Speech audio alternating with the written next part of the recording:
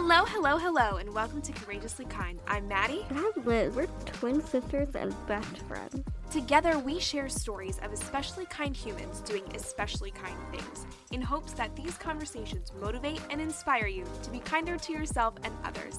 When we're not speaking with an incredible guest, we'll speak directly from our hearts about what it means to us to be courageously kind.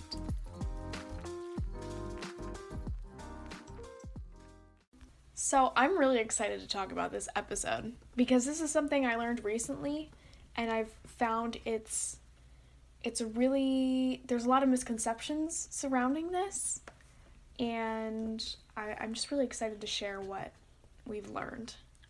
So today we're going to be talking about the difference between sympathy and empathy.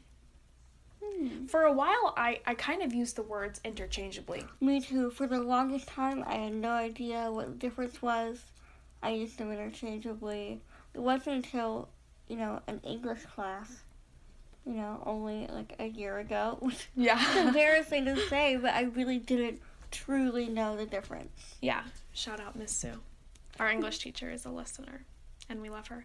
So we're going to talk about sympathy and empathy less from like a grammatical and vocabulary standpoint. We will talk about the definitions, and more from, I guess, sort of like an emotional standpoint. Yeah, and a more social standpoint, more conversational. Yeah. Yeah, so let's just break it down for you really simply. Ooh, I'm a little tired today. So sympathy is the ability to acknowledge someone else's suffering. It's just the ability to recognize that this person is going through it. Empathy is the ability to understand what someone is going through and share in their feelings. So it's the difference between acknowledgement and understanding. Yeah, I've seen this a lot. Whenever I tell someone my story or something that I've gone through, I get either sympathy or empathy. I get, I'm so sorry, or I get, wow. You know what I mean? That like, oh my gosh. Yeah. That genuine reaction of, like, just awe. Yeah. Or, from other people that have sort of similar experiences to say, I've been there, I've experienced that too. And here's the thing that I want to be really clear about. Sympathy is not bad. No, we're not saying that, empathy's good and sympathy's bad. Right. I do think the two go hand in hand. I think sympathy comes first and empathy follows. So at first we have to acknowledge, okay, someone is suffering, someone is going through something, someone is struggling. And then we can allow ourselves to feel, okay, when was the last time I suffered? When was the last time I struggled? So I think they go hand in hand. Absolutely, but you mentioned this earlier, in just our own conversation. Sympathy is ending the sentence in the middle. Right. Sympathy is pretty much just empathy without action. It's saying, I acknowledge that you're struggling. Sorry. And it sort of feels like, sometimes it does feel good to have our feelings acknowledged and recognized and validated. Of course. And that's important, and we need that. But sometimes we also need support and understanding. And we need someone to say, I see you, I hear you, I understand what you're going through, I've been there. We need someone to sort of, walk with us, to be with us. Yeah, I think sympathy is saying, like, oh, that sucks.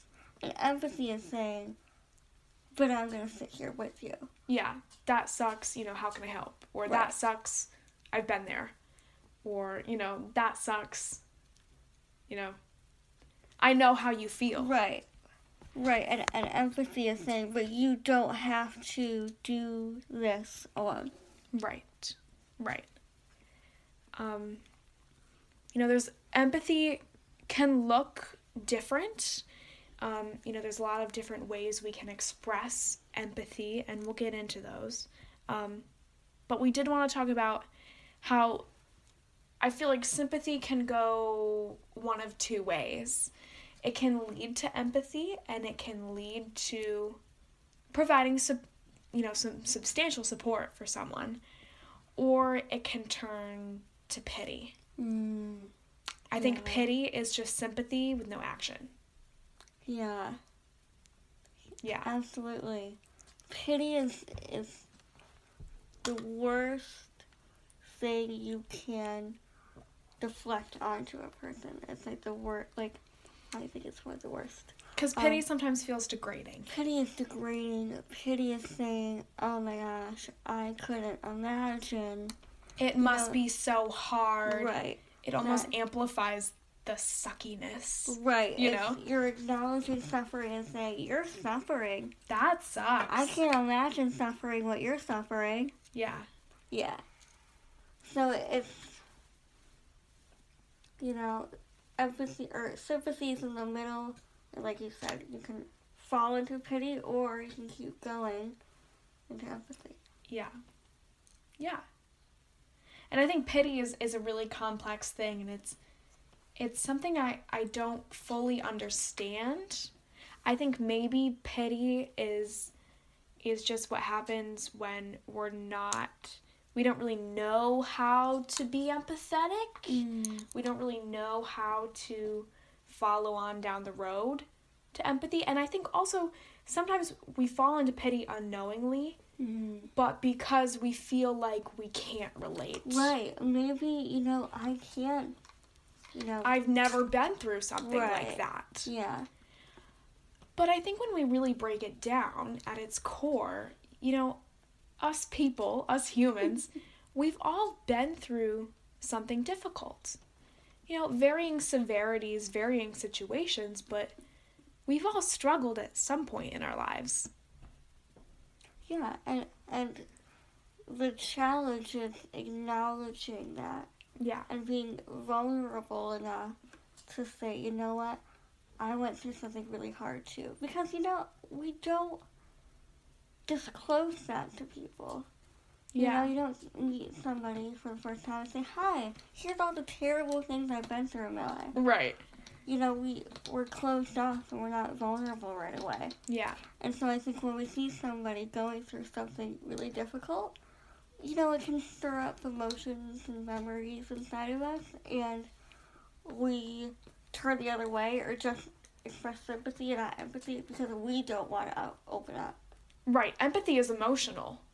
Empathy is saying, I'm going to sit here and cry with you because you're suffering and I've suffered too, and I feel badly that you're suffering, so I'm going to, sit here and be open and be vulnerable with you.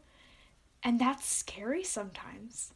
We aren't vulnerable as sort of like a defense mechanism. We don't want to be vulnerable because we don't want people to, take advantage of our emotions or see us as weak. Mm-hmm.